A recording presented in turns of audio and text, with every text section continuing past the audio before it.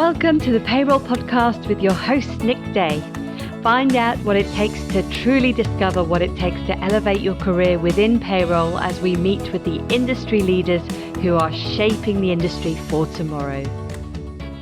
Hello and welcome back to today's episode of Payroll Question Time. God, it feels like ages since the last session, but you'll be pleased to see we have got a absolutely action-packed, knowledgeable, amazing ensemble here of payroll talents on the Payroll Question Time panel. So I'm super excited to welcome them all to the show to help you with all of your PQT questions. Now, of course, we are going to be tackling the question of holiday pay today. As you may or may not be aware, the government has launched a consultation following the Supreme Court ruling that holiday pay for part-year and irregular hour workers can no longer be prorated.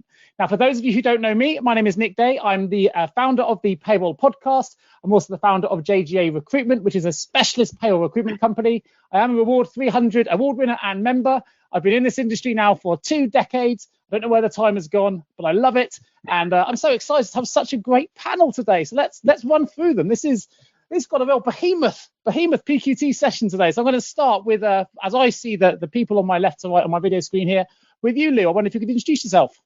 So my name is Lou Gray, and I'm an Associate Director at Evelyn Partners, and also I'm on the Board of Directors for CIPP. And now, Nick, you're making me afraid now. I'm scared. Be gentle on me, it's been a while. It's been a while, but you know how this works, Lou. I don't think I've ever caught you out yet, so that's still my challenge, and I'll win that battle one day. Moving from left to right to Samantha Johnson, if you can introduce yourself, please.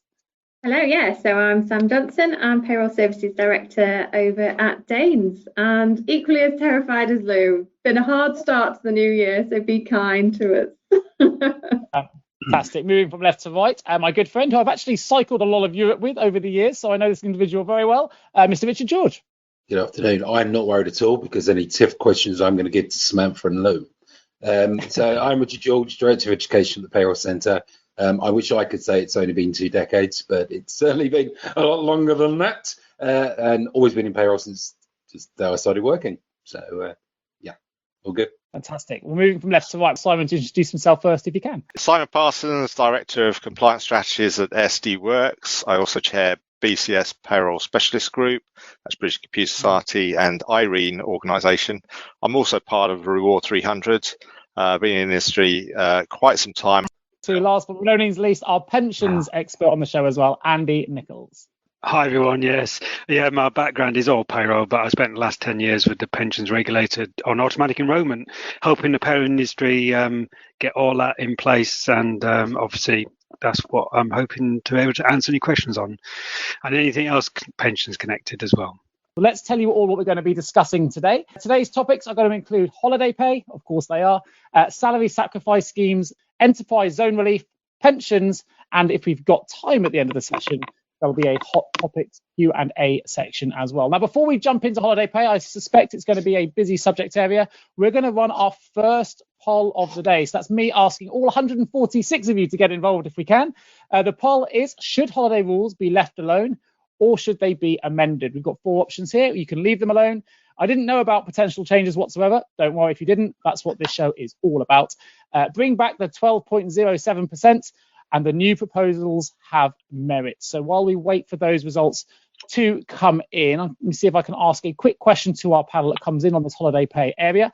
I will let the panel, maybe I'll come to you, Simon, if I can, just for clarity here. I have a worker who has expired SSP, and we do not know if he will return. He has variable pay. So how long would he use for an average prior to his sickness, for entitlement rather than pay, for clarification? In relation to sickness? Yes. Or to holiday? Oh, good question. Okay. Maybe clarification. It's I have a worker who has expired SSP. Yes. So a worker who has expired SSP needs to return for 56 days first before they'd be entitled to any further SSP, if that's related to that question. But I'm not sure if it is, Nick. And then the averaging would then be taken for the periods of time before that new sickness. Yeah. Well, now, if we're talking about go on. I was going to say, well, if the person put that question in the box, if you can just confirm to me whether that's related to holiday pay or whether that's related to SSP, that'd be great. But I don't know if you have an answer. You've answered the SSP one of 56 days. If it was for holiday pay, Simon, how would your response differ? Well, that's right. You wouldn't count the sickness weeks. You'd do normal weeks going back 52-week average over the past 104 weeks, and that would be the basis of calculating the holiday pay if they go on leave. So you don't really count the holiday periods. You count the normal weeks when they worked in accordance with some of the guidance from Bayes. I don't know if Richard's got a comment there or what he thinks, actually, because he may... It did his principle that we don't include. Well, we didn't include furlough weeks. We don't include parental leave weeks. For weekly paid, you don't include holiday weeks, and you don't include absences of sickness or non-paid weeks. Other than that, it's 52 in arrear, up to a maximum of 104. Yes. Now we do see a couple of social media questions on this one, Nick, because I know a number of employees are being told that they've lost their holiday because they haven't used it within the holiday year. Well, actually, because they're on sickness, they get an element of protection. So the holiday does carry forward. So normally 4 weeks under EU law wouldn't carry forward into a new year. But if they're absent for sickness or maternity or parental leave rights, it does. But there is some question of whether they could have taken the holiday in the year that's relevant and didn't, as opposed to they couldn't because of sickness and maternity. It's just some thoughts there. But sometimes this sort of use it or lose it is valid sometimes, but not in relation to maternity especially. And certainly long-term sick, you can't apply that. They still carry forward the right. Sure. Well, let's have a look at some of these poll results then, because we've already had 1 to 5 questions come in on holiday pay. So we are going to have a busy panel today. Let's have a look at those poll results and see what the overall. Oh, we are 44%. I didn't know about potential changes. Fantastic. Well, that's what today is all about. But let me come to you, Samantha. What are your thoughts on those immediate poll results? I'm surprised, to be honest, that half didn't know about the potential changes. I suppose it's one of those, if you're on LinkedIn, you must have seen it because it's just been everywhere. If you're not on LinkedIn, then maybe that's a reason to jump on. I'm also quite surprised that 17% say leave it alone. I think the holiday rules at the moment for people on variable pay are so complex and so difficult to get right. I'm genuinely shocked that there's anyone out there that wants to leave it alone. So yeah, probably surprised me is my initial response. Just to bring this to interview for those that perhaps are just listening in audio only, we've got 17% said leave alone, 44% said I didn't know about potential changes, 24% said bring back the 12.07%. I think that's what I would have ticked if I was on this poll, and 15% said the new proposals have merit. Let's jump into then the holiday pay section. And on that 12.07%, what would be the main reason? I mean, from my perspective, I'm not a payroll person, I'm a payroll recruiter, so that 12.07% just makes it way simpler for me. But what would be the reason that you wouldn't go back to that method, Simon? The predominant reason, according to the Brazil case, of course, is there's no lawful method to do that. So the principle of the Working Time Regulations and the Employment Rights Act is that it has to be based on an averaging. And I guess the element that scuppered it a little bit with Leslie Brazil and the Harper Trust is before they brought in the 12.07%, they used to do a 12-week average. So they then decided to go with 12.07% and then were challenged, especially as they cut it back for the weeks where the school closed. And she won her case. It bounced around, went to an employment tribunal and the Supreme Court, the Court of Appeal first and the Supreme Court, and they've all found in her favour and basically said 12.07% doesn't work. And there are a couple of reasons potentially why it doesn't under the current working time regulations and the Employment Rights Act. And one is because, and also it's an element of how people operate the 12.07. Because sometimes I see the 12.07 operated on hours worked and sometimes on pay given, and they come up with completely different results. So equally, some put it on hours contracted, not hours worked. So they're only doing 12.07 of the standard hours. If they do extra hours or overtime, they're not. So there's an element of everybody getting on board with what the principle is. And even with this consultation of understanding what it is, but the 12.07 doesn't meet the averaging requirement, and that's what the court found. So although the principle sounds good, when you actually do the maths, it doesn't work out. because it doesn't take account of the 0 pay weeks. I think it's also, sorry, Nick, I was going to say there was a secondary situation, especially at the final Supreme Court, where under EU law, it is a more acceptable option to use an average, but obviously UK law is the Employment Rights Act, which is now the 52-week average. And the court actually said that even though it's there in the EU, the UK legislation trumps it. So you couldn't fall back on that secondary, I guess, model. That makes sense. That's right. And in fairness, some European nations operate similar model to those. For example, I think you probably find in Ireland, it's not done on the sort of similar basis. So EU law gets interpreted into national law, and it's placed into national law, and it's the national law that then sets the application of the directive.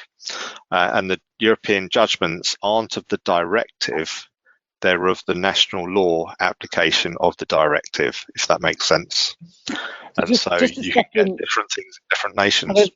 I'm going to step in just for a moment because we're getting lots and lots of questions, which is fantastic. So please do keep them coming in. I'm just going to let everyone know how I'm going to manage these because of the volume coming through. If we start with the 2 points we've got on the slide here, just run through the change legislation we expect and bring the Leslie Brazell case. We saw 44% of the people on the poll weren't necessarily aware of these changes. We just bring that to life first.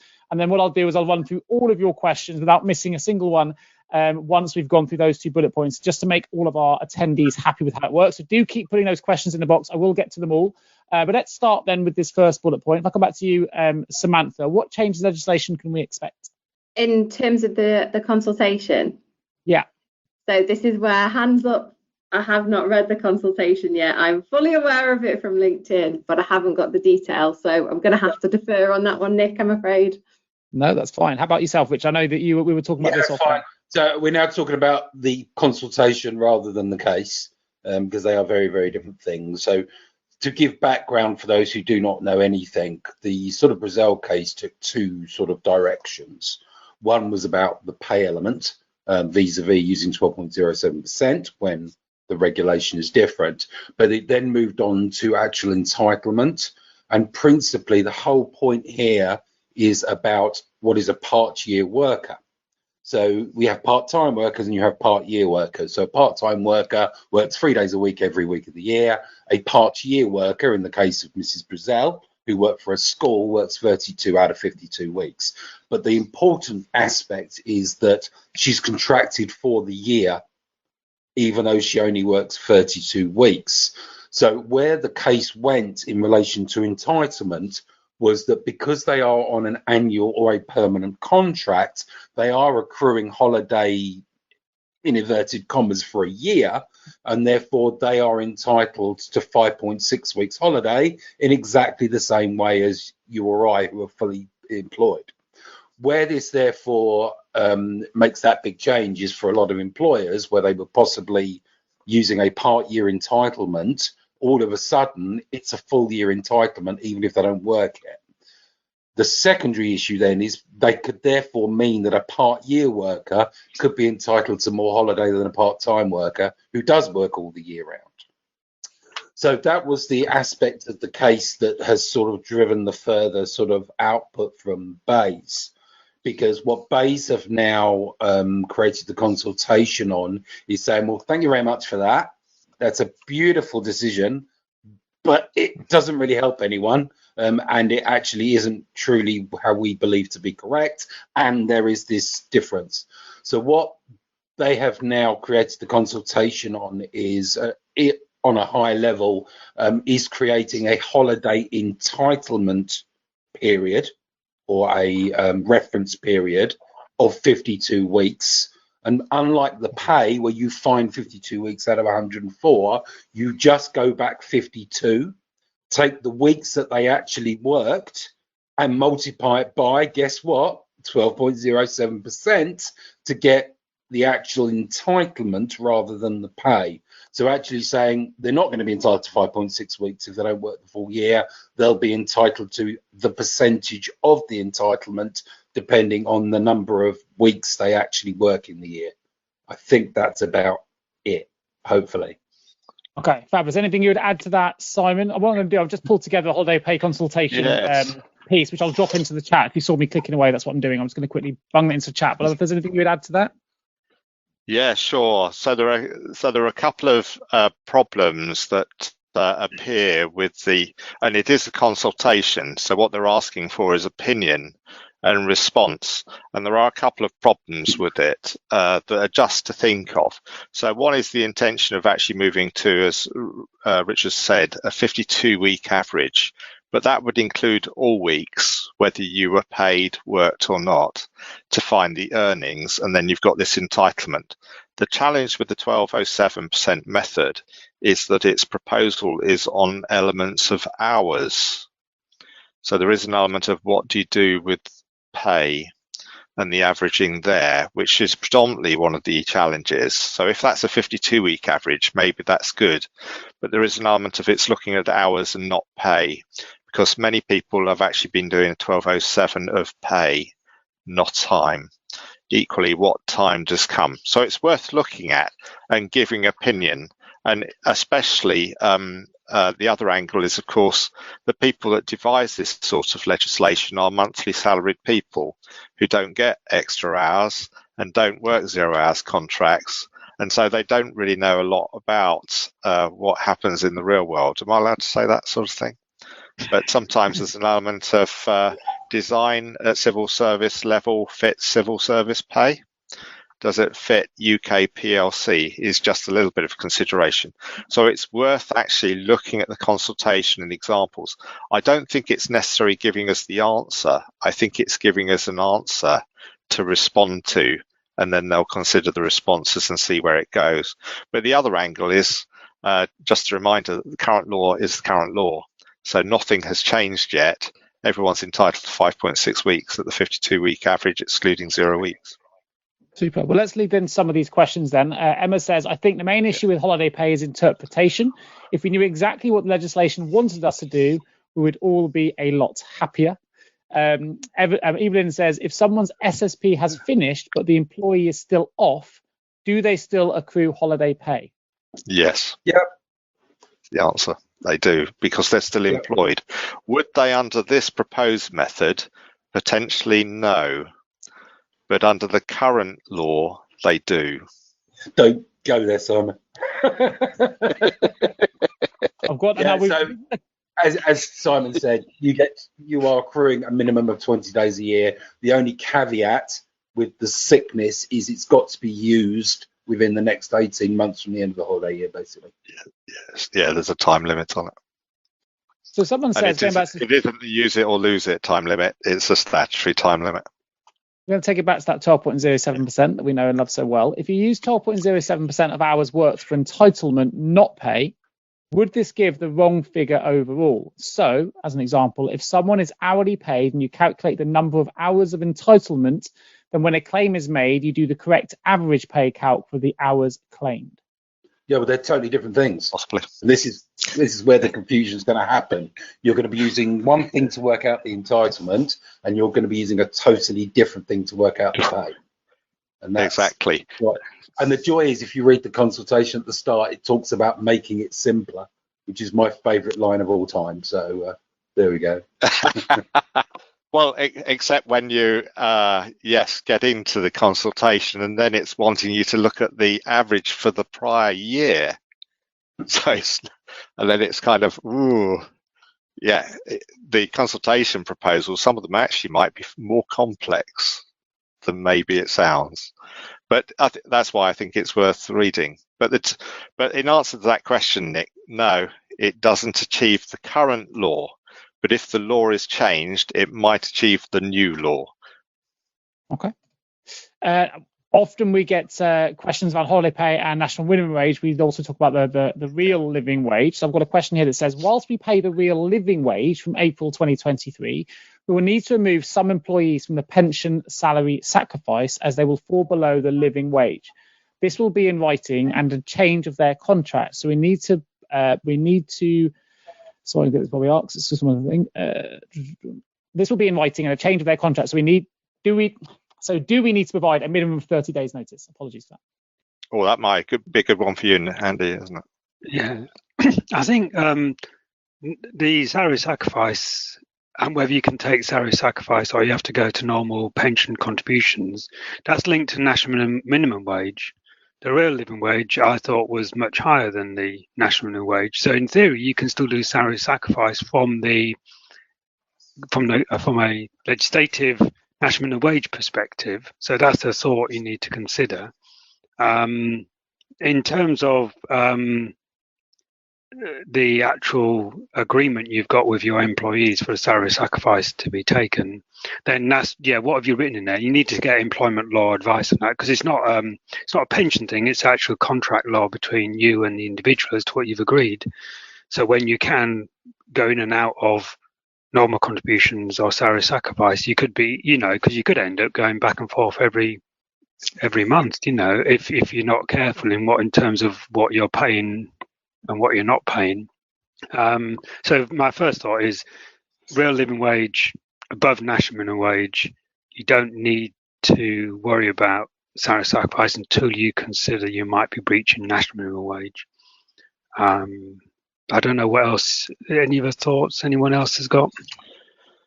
Well, sometimes, as Andy's implying, the general implication, of course, is that living wage is above the national set rates. However, as Andy's also saying, you can sacrifice living wage. You wouldn't breach the living wage foundation by doing sacrifice or even deductions for the benefit of the employer, because it doesn't follow national minimum wage law. So you can actually be a living wage employer, have an audit and find you've breached national minimum wage because you've forgotten to take account of all these other things, such as salary sacrifice for the electric vehicle and childcare and your pensions.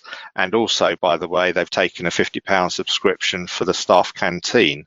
There's all those sorts of things that might be going on, which wouldn't breach living wage, but they would breach national living wage and national minimum wage. So it's a complex area.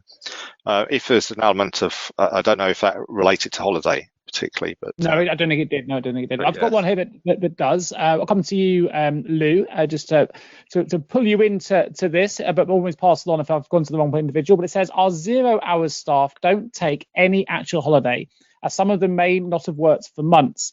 How do we deal with this? Do we just pay out at the end of the holiday year? I think may well Simon laugh.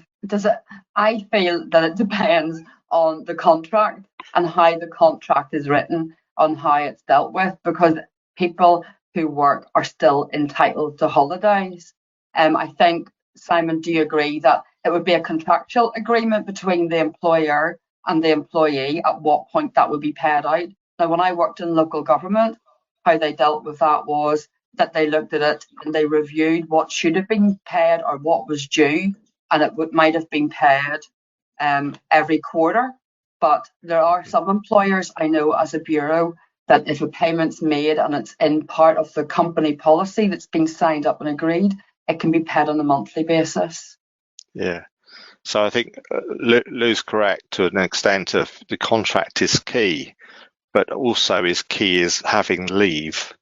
So that elements of, you could have someone that works every day of the year and accrues up all this holiday. Can you pay them cash? And I think the answer within the law would be no.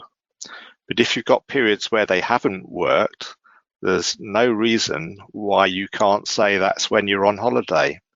So does that kind of balance come into play? So you don't have to be assigned to do work to take holiday. You just have to not work, is the general principle.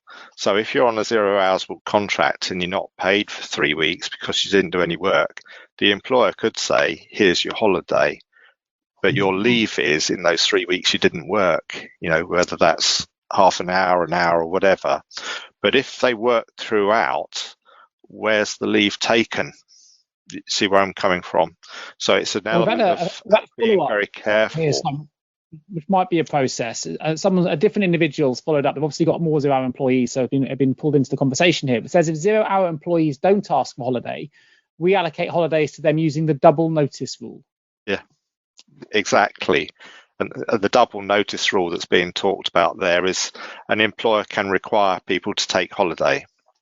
yes, they can say you're going to be on holiday on this date, and the requirement is to give twice the notice of the length of the leave. So that's, I think, what they mean by the double notice.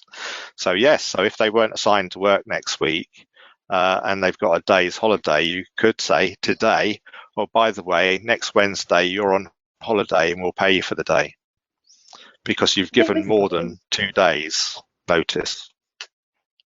Just to add, sorry, just with 0 hours workers, I think often, it's a good one to capitalise on why the contract is used, because often it's used for peaks and troughs. So if in your business you know when it's quiet and you're not going to be using those workers, in previous roles we've paid holiday on a regular basis, but it's always where we know those workers won't be in, so effectively they're taking the leave, but it works in terms of in line with the business requirements essentially. So it's designing the contract in that way as well is helpful.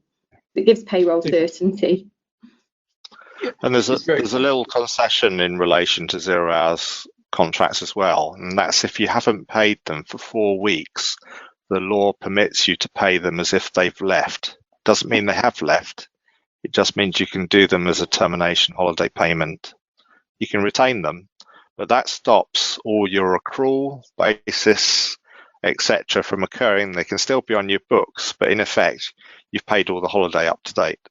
Nice. Now we're getting a few salary sacrifice questions. For those that put the salary sacrifice questions into the box, thank you. I'm going to ask those when we open the salary sacrifice slide. So bear with us when we open that section. I will come to those questions. A couple more on holiday pay though, and I'll stay with you, Samantha, if I can for a moment.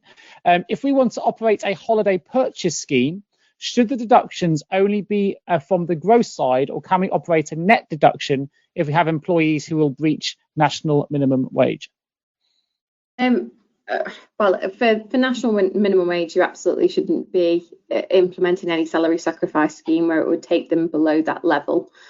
As an option for a net deduction, I wouldn't think that would be effective either, but it's my instinct. I'm sure somebody else would be able to put more around that. I can see Simon's in agreement with you because he's shaking his head at the same time. So yeah, it doesn't feel right. It feels like that would still be classed as for the benefit of the employer, because ultimately that's where that pay would sit.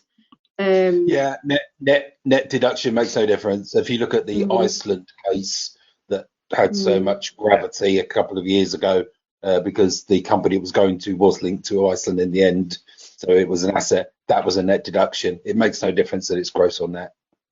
Yeah. But as a scheme, where you can. Sorry, Simon. I was just going to say where you can implement that salary exchange. I think it's a win-win, because it can be a saving for the employer, and from a benefits perspective, everybody knows what the market's like out there at the moment, and it is quite simple to operate off on an annual basis. And the systems out there that can support it as well. Anything anyone would like to add to that? Are we good? We covered? Well, the only additional comment that Nick was, it's a question of who are they paying if you deduct it? Who's getting that money? And as Sam shown, and I think Richard as well, for a holiday scheme, they're paying the employer. Well, payments to the employer reduce pay for national minimum wage purposes, so it absolutely make no difference. And that applies to others as well. So if you've got childcare vouchers, who are they paying?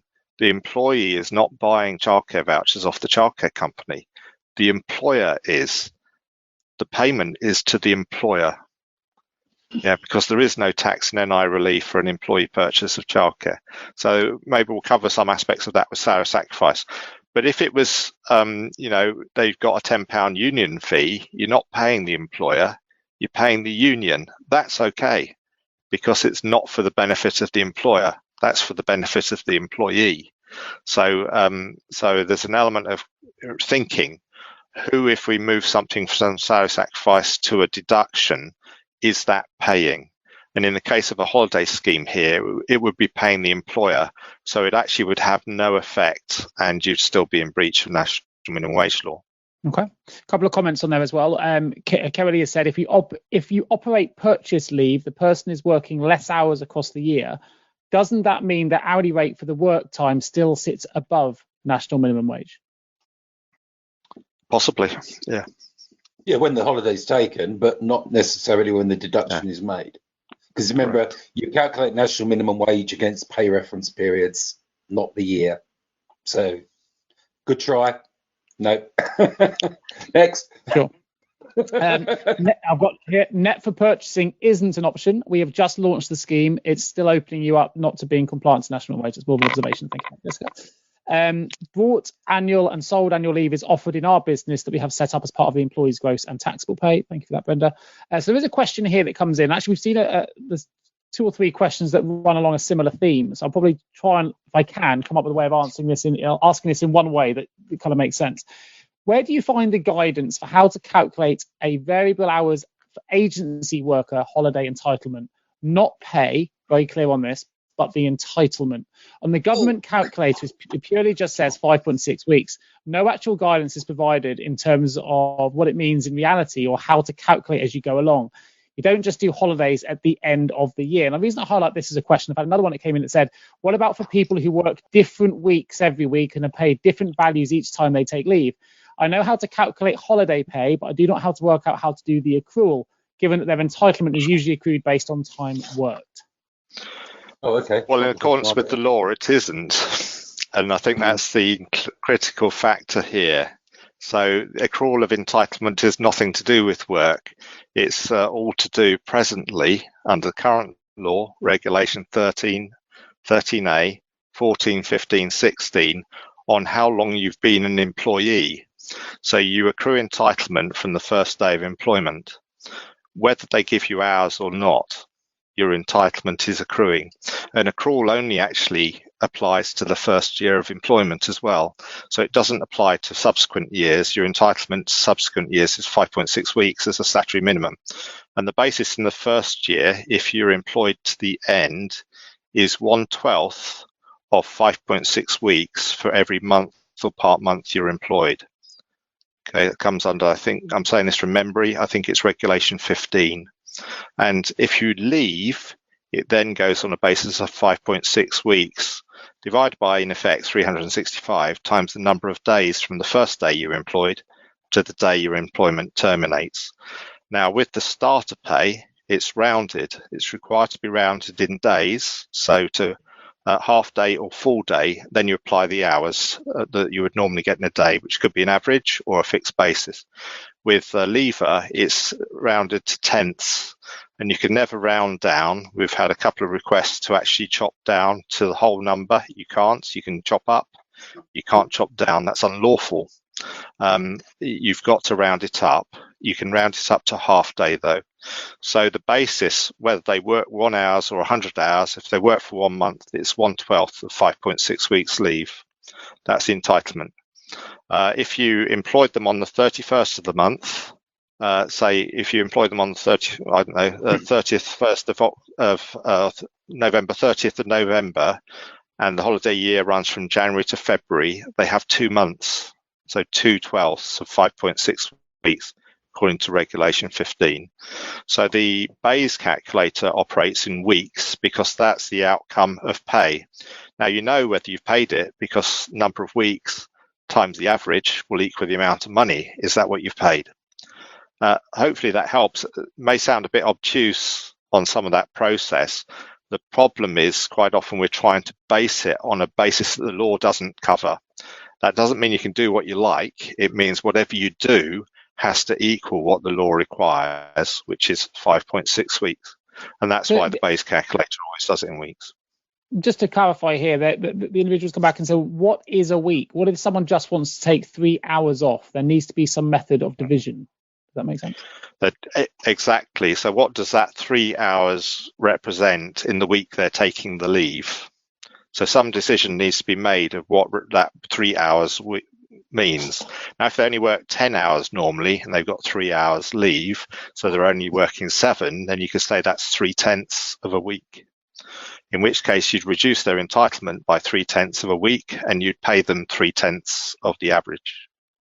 I guess the complication comes in when it's variable. When you do 10 hours one week, 1 hour the next, 6 hours then the you next. have That has no implication at all, No. Nick. Doesn't count. The variable nature is in the average weekly earnings calculation. The leave is what's that week. Yeah, there is no Would you normal. agree with that, Richard? That's the point. Yeah. Well, there So you is. only- No, in a week, you've got a week. What would the working week be? What proportion did they take as leave? The history doesn't matter. So another question here, and I'll come to you for this one, Richard. Am I correct in assuming that the 12.07% method, I love this, is still in use and the 52-week average is still in consultation? No. That's what I thought you would say. Absolutely not. So here's the score. The 12.07 never truly existed. The trouble with the 12.07%, and at the point of the Leslie Brazil case, was that, for instance, it was recommended as a tool by ACAS, and it was tertiarily included in certain government forms.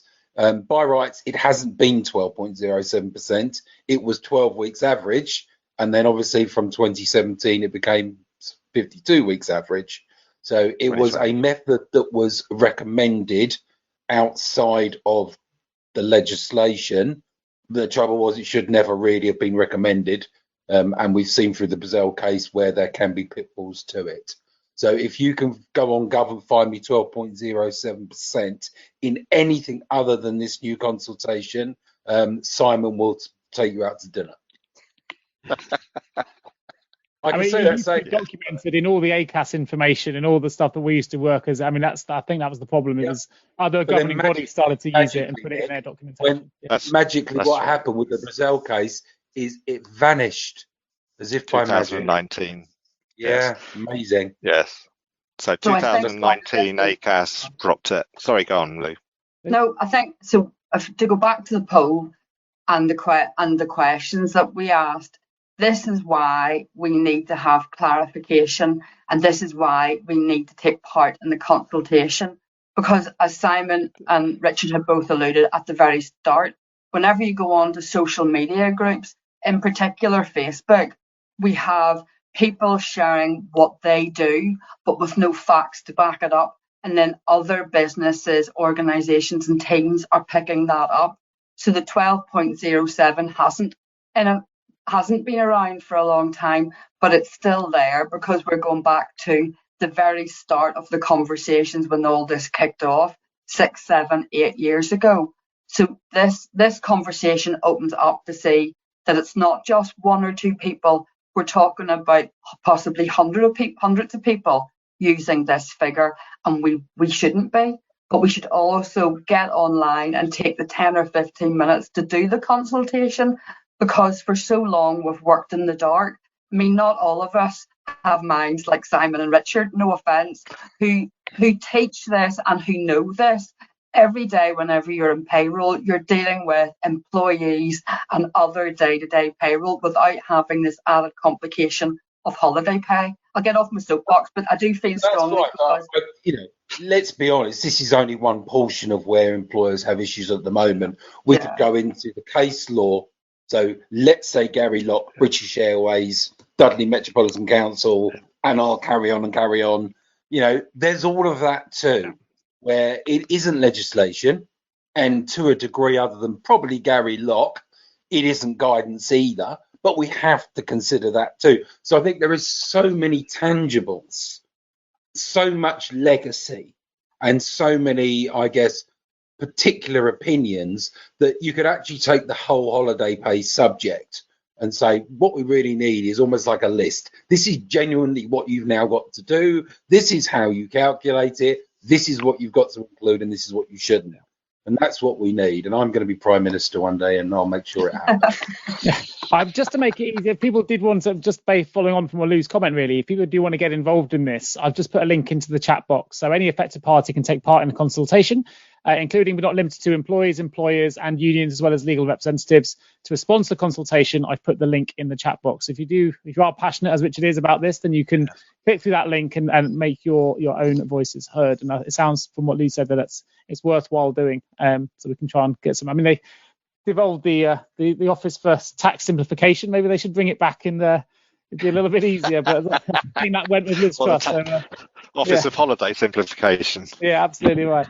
Well, there's 2 more questions here. We're getting as many questions on salary sacrifice. We are going to need to shift the conversation forward. I'm going to just cover these last 2 questions, and then we'll open up the slides on salary sacrifice for those who've been waiting very patiently with your questions. I will get to those shortly. So the last 2 here on holiday pay. By the way, if you do have more questions on holiday pay, you can continue to put them in the chat box. I will try and get to them, but I'm going to move to the salary sacrifice question next, and we'll come back to some further questions a little bit later on. So last couple here. Based on this recent consultation, a colleague of mine has heard that contracts ideally should show employee holiday entitlement in weeks, not days. Is this correct? Yes, where time worked is variable, that's the BAY's recommended method, is to operate in weeks. Super. Yes. And last but not least, do you know the regulation that allows for the payment of holiday as though a leaver for those who have not worked for the last 4 weeks, but not processed as a leaver? For the 4 weeks on a 0 hours, no pay. We can look that up and provide that, but that is a requirement. So you'll find that in the irregular pay guidance issued by BAYS, but I can't remember off the top of my head the specific legislative basis for that. But it is mentioned in the irregular hours and holiday pay guidance issued by BAYS that you can treat someone not paid for 4 weeks as a leaver. Yeah, because obviously determination is Reg 16, and I can't think it's in there. I know it's really sad. It's probably in the Employment Rights Act. Yeah. Or similar. And the other aspect, which is still quite common, Nick, and we do still see a lot, is rolled up holiday. And that's where we've got to be careful. But rolled up holiday was outlawed in 2009. So if I've got that right from memory. So the 52% averaging applies for Great Britain. So the 52 over 104 weeks, excluding 0 weeks, applies to Great Britain. So that's England, Wales, and Scotland only. It came in April 2020. Lou is kind of our Northern Ireland representative. If you're employed under a Northern Ireland contract, Northern Ireland is devolved law, still retains the 12-week, excluding 0 pay weeks, averaging method requirement. Yeah. Right. Well, let's move. I say keep putting the holiday questions in the chat box. But let's move the slide on. We've got lots of questions about other areas of the conversation we're bringing to you today, particularly around salary sacrifice. So the new slide here is we're going to talk about how these schemes work, the wellness balance, EV cars. Lots of questions on social media, in particular about EV cars and insurance implications in particular, and of course national living wage. So that what I mentioned here as well, there is a link you'll see at the bottom. That there is a premium webinar. This is a paid-for webinar. But for those that have questions we don't cover today that really want to get into the detail on this, Simon is hosting a premium webinar on salary sacrifice on February 27th. So you can sign up for that. It is a paid-for webinar. You're going to get really into the detail here for the whole session rather than part of it as we are doing today. So if we don't get to all your questions, you're still none the wiser. That's the one to sign up for, and you'll have Simon all to yourself to talk about salary sacrifice. But aside from that, the link is there, so you click through, and I'll try and put it in the chat as well. Let's talk about how these schemes work. Who would like to kick off the conversation? I think from a bureau perspective, just to go back to the very basics before we go into the detail, it's important to remember that a salary sacrifice arrangement is an agreement to reduce an employee's entitlement to cash pay, usually in return for a non-cash benefit. And as an employer, you can set up a salary sacrifice arrangement by changing the terms and conditions of an employee's employment contract. And I think that's really important to remember, because so many times I've had employers and businesses come and they haven't actually given that information to the employee. They don't understand it, and they try to set up a payroll within a bureau that doesn't take into consideration the reduced salary and the impact that it will have. I agree with you. Just to say, if anyone knows this, and this isn't the detail, but I've never understood it. Maybe it's because I'm outside looking in. Why is it called salary sacrifice and not salary exchange? Sacrifice, I think, just gives all the wrong idea of what it's all about. When for me, as I understand it, it should be called the salary exchange. Or am I just missing something here? So I think a lot of confusion comes around about what it's called. The original conversation was that you are sacrificing an element of your cash in return for a benefit. That was the original statement that was made way back when this all started, hence the name pretty much stuck. But yes, you are exchanging cash for benefit. So it means the same thing. It's just, I think it's just the formality of what it was originally called way back in 1734. If I become Prime Minister, that's one of my changes I'll be making. Sorry, Samantha, I cut you off. You're going to bring some more. It was just really to add to what Lou was saying. I think what tends to happen with salary sacrifice is someone will go in and they'll go, right, we're going to set up a salary sacrifice scheme and we're going to change the contracts or amend the contracts and do all of this. And then exactly like Lou says, then everything then gets forgotten. It's almost like a project that was a point in time, and going forward, nobody quite remembers that it needs to continue, and it's got to be taken into consideration from every pay period going forward. And that's the big challenge. So how does the scheme work? There are variations to your contracts, as we've already said. But the schemes, in order to remain effective and stay effective, it's about keeping those principles alive, and that is so important with salary sacrifice. And I think it's a big risk area out there for businesses where those principles become lost, whether it because of attrition or lack of knowledge. But it's so essential that they don't. Have you ever asked yourself, how can I recruit payroll staff effectively? Please don't give up on your recruitment project just yet. Here at JGA Payroll Recruitment, we appreciate the difficulties associated with attracting, recruiting and retaining top payroll talent. We also understand just how costly a poor payroll hire can be. JGA Recruitment are a niche payroll recruitment agency who will partner with you to resource payroll candidates who will improve both the accuracy and efficiency of your payroll department. Contact us today on 01727 800 377 or visit jgarecruitment.com to find out more.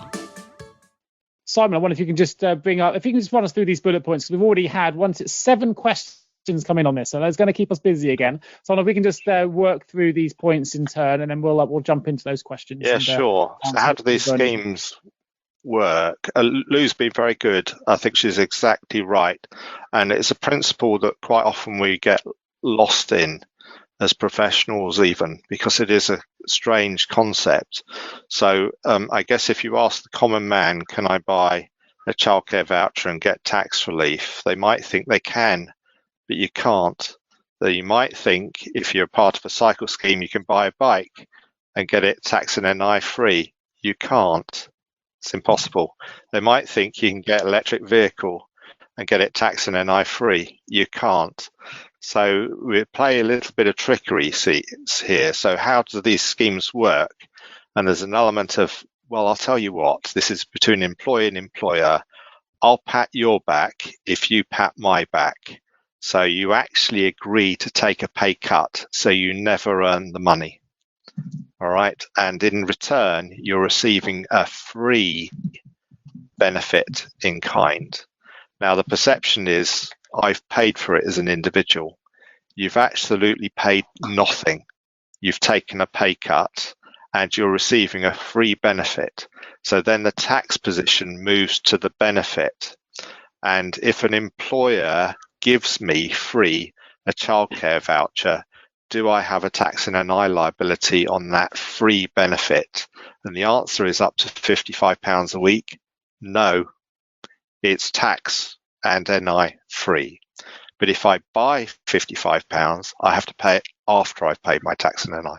So we can see the difference. So the one is taking a pay cut up front, and they're not retrospective. You can't really make a retrospective agreement.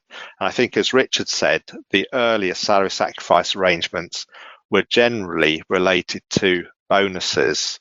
So what people would say is, instead of giving me my, I don't know, £10,000 bonus this year, can you pay it into my pension scheme? Because I'm going to retire in a few years' time. That way, there was no tax, no national insurance taken off the bonus because you never had a bonus. all you had was a £10,000 or maybe even a £10,138 amount because the employer saved on national insurance, paid into your pension scheme as an employer pension contribution. And that's where they really originate from, is on pensions bonus sacrifice. Then we have a principle that applies. So just thinking about it, I'm going to give next week's presentation too early. I've got to be careful, haven't I? Sign up for it. People won't sign up, so I've just put the link in the chat for everybody so they can sign up. Sure.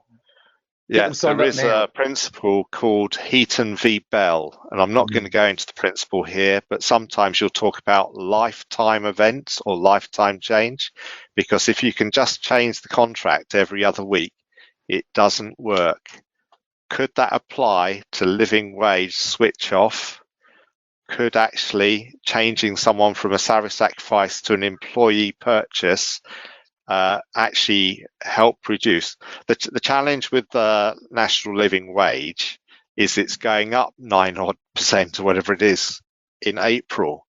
So millions more people will be close to the national living wage. And if they're part of these flexible benefits, salary sacrifice arrangements, you may actually find they breach national minimum wage law. All right.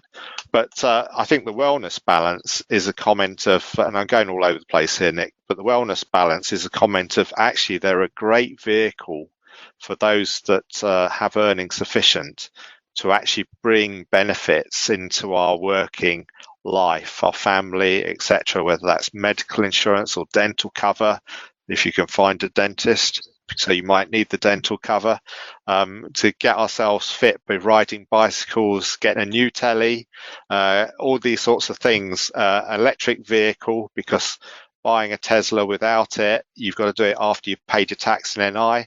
So they're really expensive. If you do it through an EV scheme, you could probably get, I don't know, if you're a high earner, 42 or % off because you don't pay tax and national insurance on that.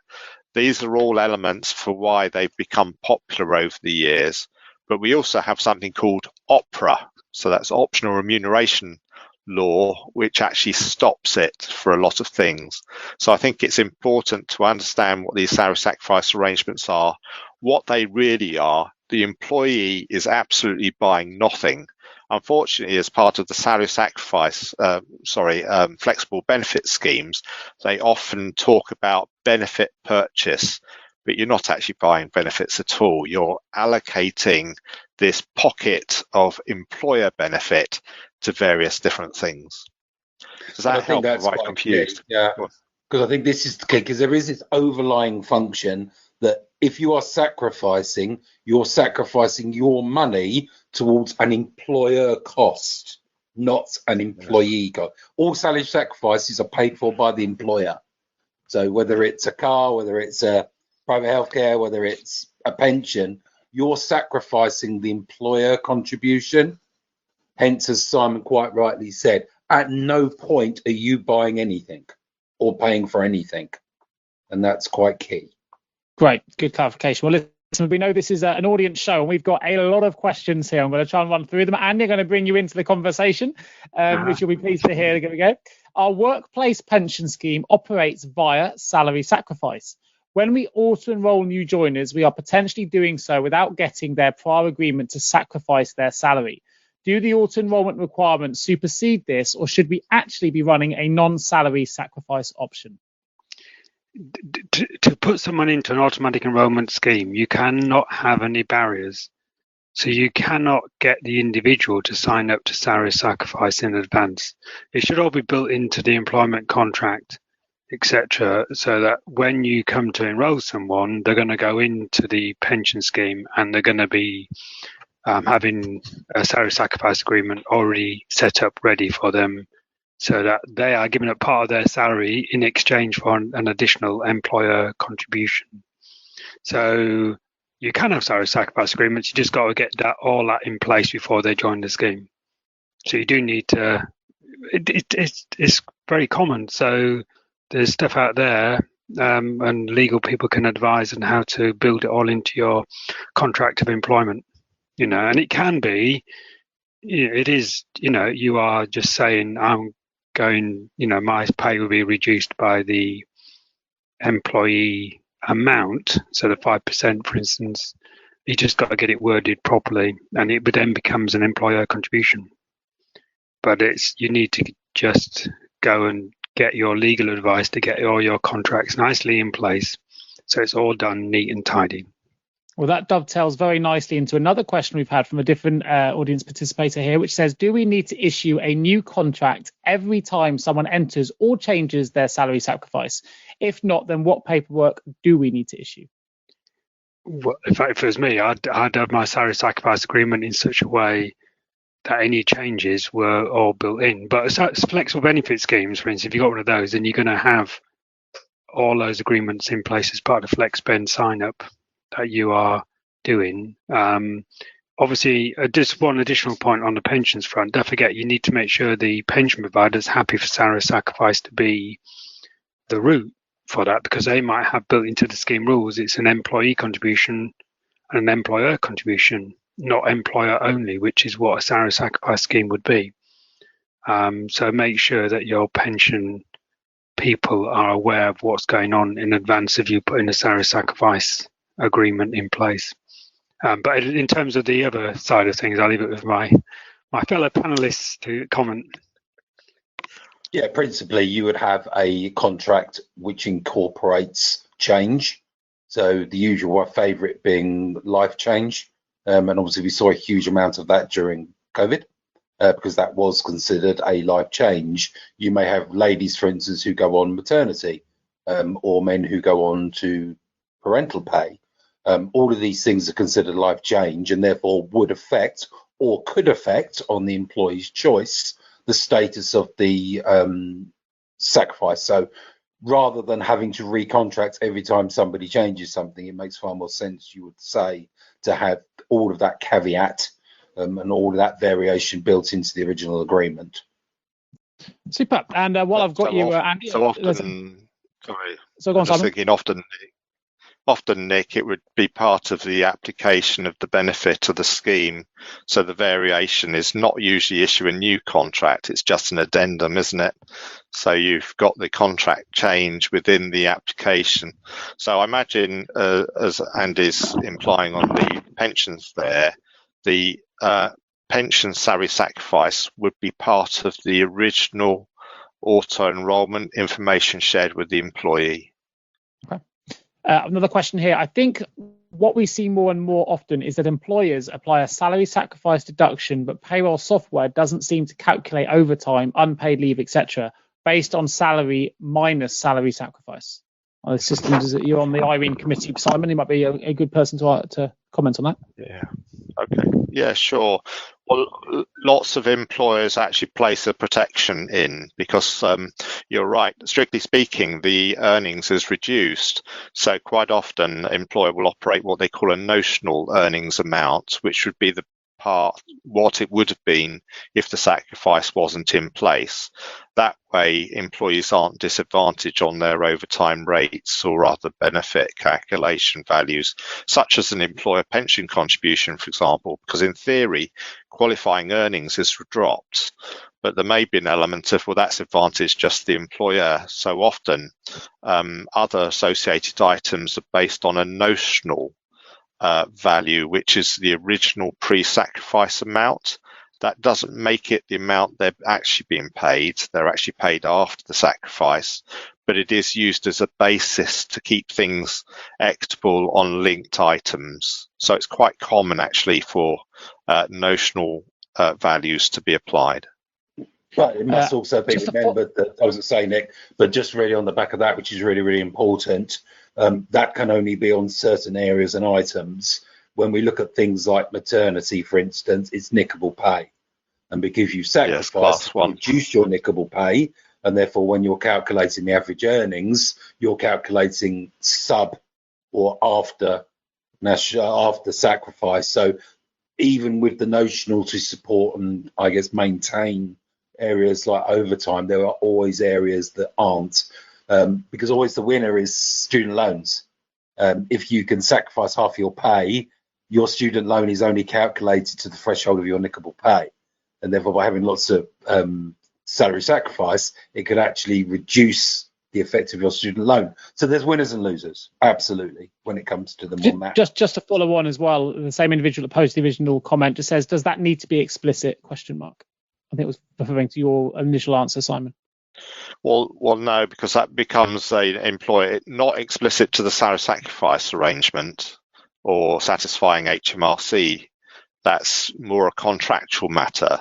So it's variable depending on the employer's use, really. So hopefully that helps. I think it's good to make it explicit, but there isn't a set rule that is applied for everyone. You choose as an employer what you want to do. Well, we knew there'd probably be a question around cars. We've got one that's come in here. It says, we have recently set up a sacrifice scheme for cars. The way it is set up is that the employee is exchanging a portion of salary for the car. The issue I have is trying to establish whether it is a company car or not. On the other hand, the employee is still receiving a car allowance. Between HR and our finance team, there seems to be lots of discussion, but no real clear guidance. I've been advised that it is a P11D item. Can you give some guidance on this, please? Oh, and I forgot to mention at the end of the scheme, the employee owns the car. Well, so I know Richard's I'll come to you for this one, actually, Richard, because you commented on this. So what's your immediate thought, judging on that reaction? Does the employee own the car? So here's the question. Who's paying the lease? Let's just start there, shall we? During the period of lease, it's the employer who is paying the lease on the EV car. And as such, yes, it's a salary sacrifice. Yes, it's a legacy because it's under 75 grams per kilometre. So all of the NI savings are applicable to the employee and the employer. But during the period of the lease time, it's an employer car, therefore it's a company car. So where we see you can actually see even more value in these EV lease schemes is because it's a company lease. It could well and more than likely would include maintenance, car insurance, and we're going to talk about that a little bit later on, I suggest, and all the other applicables that you would get with a company car. On those grounds, therefore, it's a P11D item because it's a company car. So yes, you're paying the lease via the salary sacrifice. That isn't considered for the P11D, but the good old retail value of the car the day before it's received is. Currently that sits at 2%, and that would be a P46 car item, and it will be a P11D car item. Now, I've never been asked the last bit before, which is then the employee owns the car. So I'm guessing that then becomes a transfer of asset. Am I right, yeah. Simon? Yeah. I'd absolutely agree. So then that's a taxable benefit when the asset is transferred. Although presumably, I don't know, it depends on the size of the company, the company will write off the proportion of their assets over the course of time, right? So if they were writing off the value by 25% a year over 4 years, the employee could transfer £1 or something like that. You could, but it doesn't kind of work that way. And well, you'll know you kind of run a business, Nick. So for a company's house, I can have a 25% asset drawdown for HMRC, so a quarter, and it's written off in 4 years. For HMRC corporation tax, it reduces by 18% infinitum until it gets to a point where it's so small. So although I may have written it out from my corporation, from my company's house profit level over 4 years for a corporation tax, it could take 30 years. But in relation to this, you could say on my company asset, this actually has no value, but it still has a taxable value. So that will go on market, not company's value. So you then, and which might be problematical. So if some of you have changed your car more recently, you may have found, for example, I often buy near new cars. Yeah, they've gone up. My exchange for a near new car, I've had more money for the last near new car I bought 3 years ago. So I've actually gained.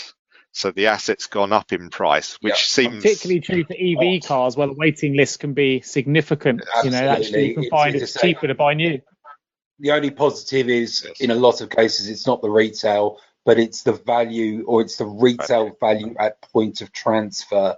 And it's the same with everything. There was the whole thing with the office furniture, when people are being allowed to keep it when they go back to the office.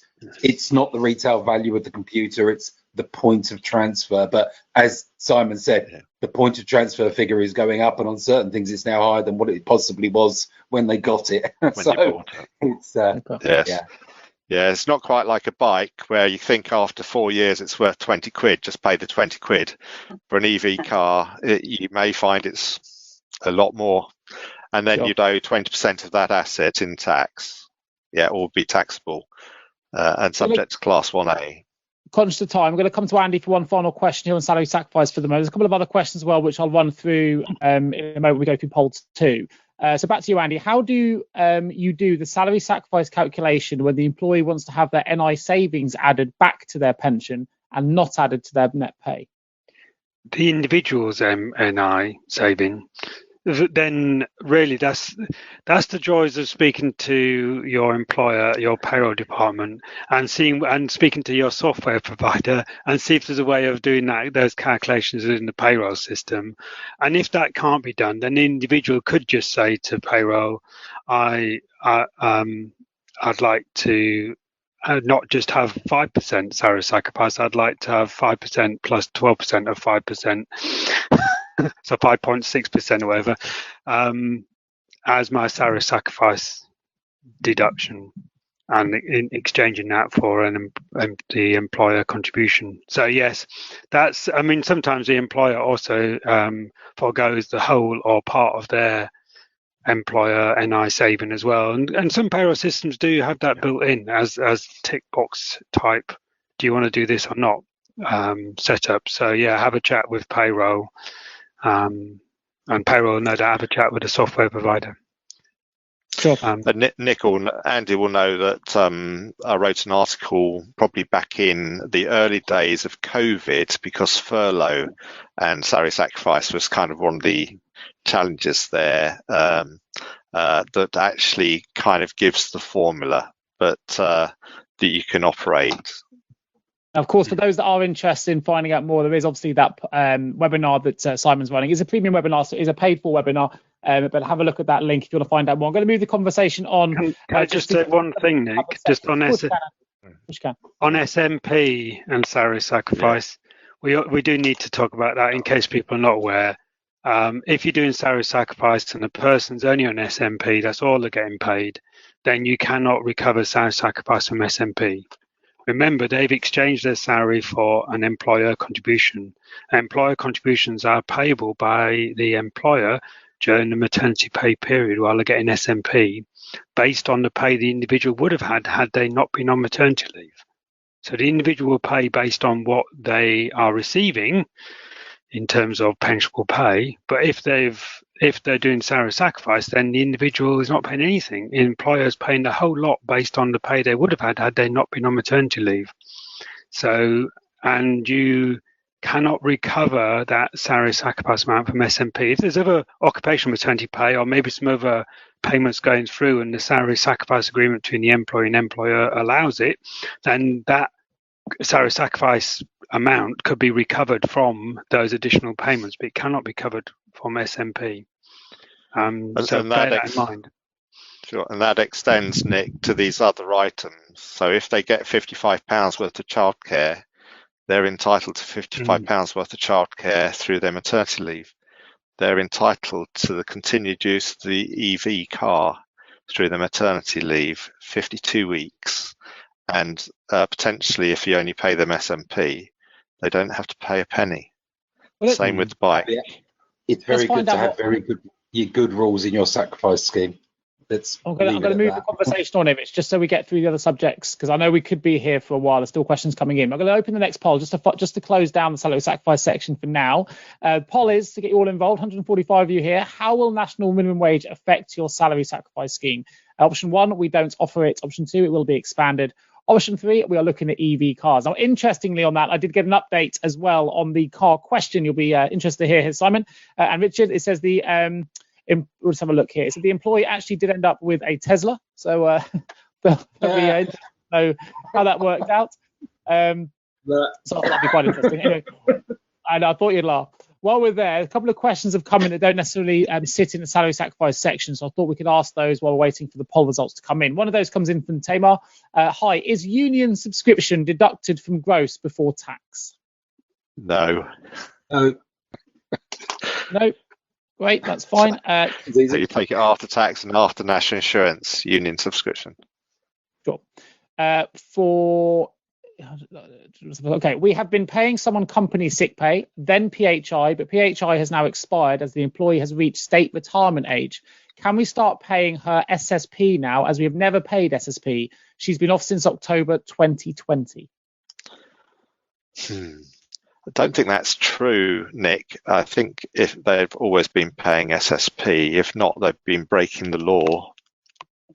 The reason being is sometimes we think when someone goes on sick, we're paying them 100% occupational payment or whatever other payment. Therefore, we're not paid SSP. No, the payment is inclusive of SSP. It's not instead of. If they're entitled to SSP, they're entitled to SSP during those periods where you've paid them full pay and they've received it. So the 28-week rule will apply from the start of the commencement of sickness. So it isn't, oh, we'll pay occupational and then at the end of that we'll move it to SSP. They're already on SSP. It's just it's inclusive in the other payments. Is reaching state retirement age impactful at all? Potentially so. I'll give Richard an opportunity to talk on that sort of thing. Thank you. It's all on the. I guess it's all on the NI status, isn't it, of the individual? It is. Yeah. It's the only thing I can think average of. Earnings. Yeah. Because there's been no applicable earnings, and if they've retired per se, then there's still no applicable earnings. Yeah. That's a good question, and I'm guessing rather than telling. Yeah, so it may be one for a look at. Yeah, it's a look up, that one. Perhaps Simon can talk about it in his salary sacrifice webinar. I don't know. I'll do one on SSP. Let's have a look at those poll results then, see if they come in. Yeah. For those listening on audio, we've got 22% that said we don't offer it. So that's how will national minimum wage affect your salary sacrifice scheme. 50% say will be expanded and 28% say we are looking at EV cars. What are your thoughts on those results, Lou? I mean, the fact that 50% say it will be expanded is good, because with the changes coming in as a payroll professional, or if you work at part of the HR or finance team, you have to know how your workforce will be impacted and what, if any, changes that you do have to make. So it would be good governance to do that. It's always good, sorry if I'm being cynical, that people don't offer it, because salary sacrifice fills you, well, maybe it's just me, fills you with so much dread, because you need to make sure that of what the policy is and what an employee's contract is. And remember, I don't actually work in a business, so I'm working in a bureau environment with 450 plus clients. So it's about understanding what their contracts are and what the employee has signed up for. And again, being as part of Evelyn Partners, I'm also very lucky that I have tax teams and benefit teams who are able to help me look at the likes of the cars and the impact that will have on employers and employees. So if we can go and move forward to enterprise zone relief, that'd be fantastic. We've got three things we're going to talk about here, which is premises and Freeport, growth zones, and green Freeports in Scotland and Wales. And I'm going to start with the question this time, just because, as I said, this question has come in advance. So the question is this. An employer can claim NI relief if they have a business premises in a Freeport tax site. To claim relief, an employee must spend 60% of their working time in the Freeport tax site. The Government UK site provides maps of Freeport site areas, but they're really hard to read. Is there anywhere which gives site postcodes? We have two sites which might qualify in Teesside and the Solent, but have not committed as we're actually not sure. We'd like to tackle that. I'm not aware of anything other than the maps. I'll give a couple of opinions, Nick. I think an employer would know if their premise was in a Freeport area. I'm not aware of a postcode type aspect, but the Freeport area is a kind of defined area, so you'd know potentially through that you're there or not. I think it's going to be much clearer, and I don't think you could say it's just I just happen to be a quarter of a mile of this sort of map area, and I've got totally unrelated business in relation to the Freeport, therefore I'm captured by Freeport, I think it's much more you are operating in the Freeport. That's just sort of opinion, but you're quite right. You have to spend 60% of their time working in the Freeport tax site, and the only adjustments to that are relating to whether they've got disability, pregnancy or maternity. So you don't have to be working to get the NIC reliefs on that basis because you've got a reason not to be there, but otherwise you have to be. And I think the government give examples of those who may be home workers. So if they're a home worker for, 59% of the time and they're home 41% of the time, you don't qualify for the Freeport NIC reliefs. So there may be a lot of toing and froing as this comes in. I'm not actually aware of any of our clients operating Freeport yet. We built in the capability, it's there. It's been the same with veterans. I'm sure we've got a number that use veterans, but the Freeport, I'm not sure we have any that I'm aware of, although the capability is there. I think there'll be adjustments. People would be having to adjust at the end of year, operate ordinary. Plus, it's limited to £25,000 per year, isn't it? First £25,000 worth of earnings. The enterprise zones is slightly different, I think, isn't it? Is this something then that they can ask the HMRC? Would they have a response if the employer is not aware? If the employee doesn't know, if they only, you say they should know, but if they don't? No. Well, I think my instinct is they should know because the Freeport is established and they're part of it. So so my gut is if you don't know you're part of a Freeport and you're having to look at a map, you're probably not. Is that a fair assumption? Do some of the others think? But I think if you're operating in a Freeport, you know you're operating in a Freeport. Yeah, I've certainly not seen any other form of support other than the maps. Personally, I don't think the maps are that bad. I think it's just relating where you are within the cached zone is the complexity. Samantha? I'm not sure if it was mentioned in the question, but just to sort of flag that it is only for new starters as well. So it's not to say that all their employees then get to have X amount of national insurance relief. It would only apply to new starters from the beginning. Really good point. Yeah. We're getting some questions on pensions. We've got 8 or so minutes left. Are there any? I know we're rushing through here, and quite deliberately so, because I want to make sure people do get their pensions questions answered. And there's a couple that have come in. Anything you want to add on green free ports in Scotland and Wales or growth zones for the moment? Was that question help just? Well, I think where we are? Yeah, only that new ones have been announced in the past couple of weeks, so they are being revealed all the time. So although we've had the NIC reliefs around for a while, we didn't actually know where they operated. Well, now a number of them are reported, and we've had a couple announced recently in Scotland. Okay. Well, let's move over then to you, Andy, on the pension side. I've got a question that's come in straight away here as well for you. Can companies change the way they administer their workplace pension scheme at any time, i.e. making it a tax relief at source? What should the change process consist of? Right. If you're changing, so lots of thoughts there, really. First of all, if you do speak to your pension provider first to make sure that the rules of the pension scheme and what you want to do as an employer are in sync. So maybe the rules need to change. If you're going to start changing the rules and you've got more than 50 employees, you may need to go down consultations. You may have a period of consultation saying we're now going to change the scheme, and which can be you're changing the scheme completely, going from one pension provider to another. So you look to see if you need consultation to take place. If it's a salary sacrifice you're going to want to put in, then obviously, as I say, speak to the pension provider, say this is what we're planning to do. Is this going to be acceptable from your perspective? Then you're going to take your employment law advice.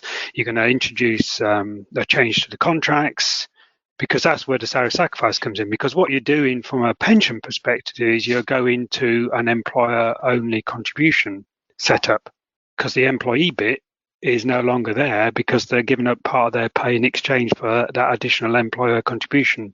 But you will have some people, maybe near national minimum wage, who will then go from salary sacrifice to normal contributions.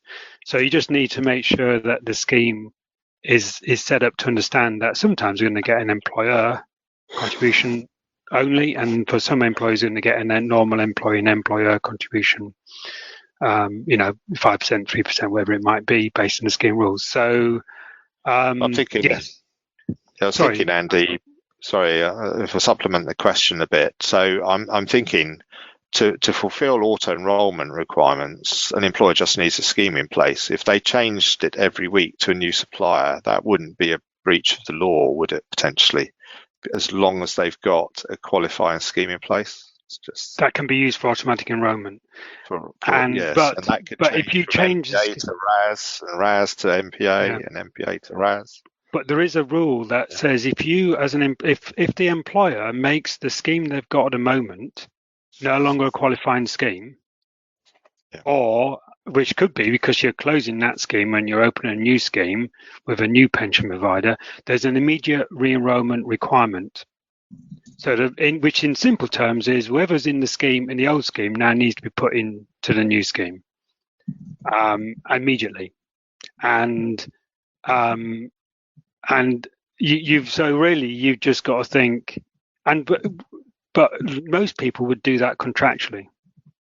So most of the time, an employer would say, if you were going to change, like from Nest, for instance, to Now Pensions, or from Smart to People's Pensions, wherever around it might be, then you would be consulting. If it's more than 50 employees, you'd be saying, this is what the new scheme is, this is what the new rules are, and so on.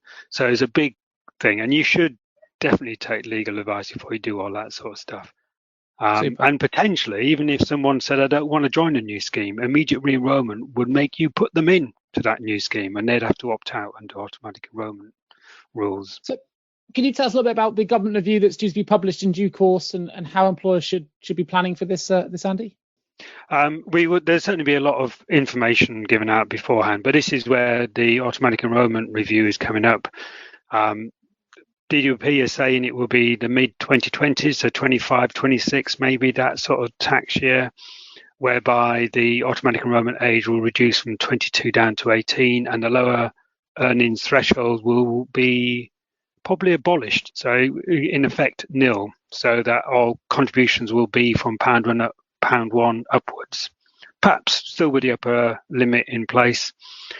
So whatever April that takes effect from, you're going to have a lot of people potentially being enrolled, those between 18 and 22, and also you're going to be paying more as an employer and more as an employee if you've got a scheme that has the banded earnings set up, so it's qualifying earnings between the lower limit and the upper limit. If your scheme is just basic pay and from £1 upwards, then it won't have an impact as such. Apart from the scheme needs to be qualifying.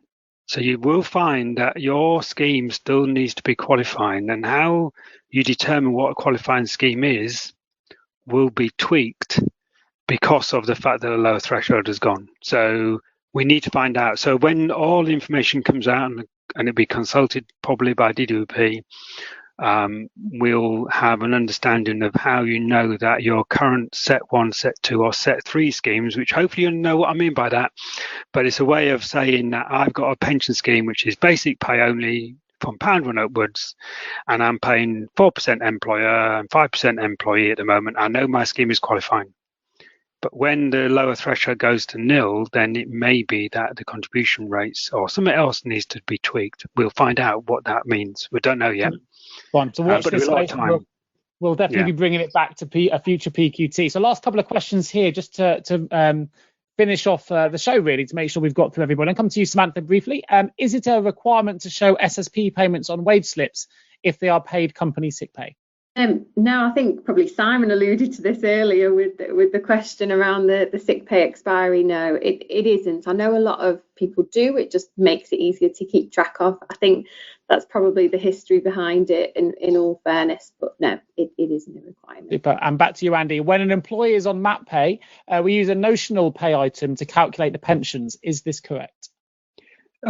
So in terms of employer contributions, first of all, what does the scheme require? What are the scheme rules around maternity leave? So you need to make sure you comply with that. Then you need to make sure you comply with legislation. Legislation says the employer contribution is based on the pay the person would have had they not been on maternity leave. So, that's where you could use a notional pay to track the employer contribution. The employee normally just pays on if it's salary sacrifice, it's going to be that notional pay that you can the E and the E being the salary sacrifice amount will be calculated on. If the individuals just pay normal contributions, then they normally pay their contributions based on the pension pay they're actually receiving every pay period.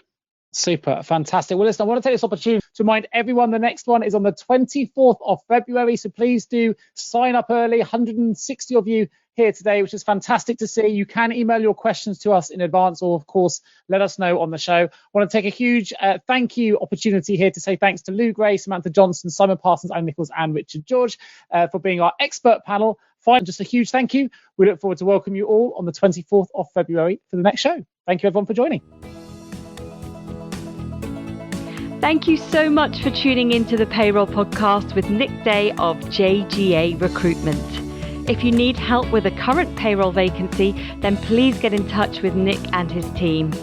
All contact details can be found in the episode notes. In the meantime, to make sure you never miss a future episode, please subscribe to the show through any of your favourite podcast channels. Till next time.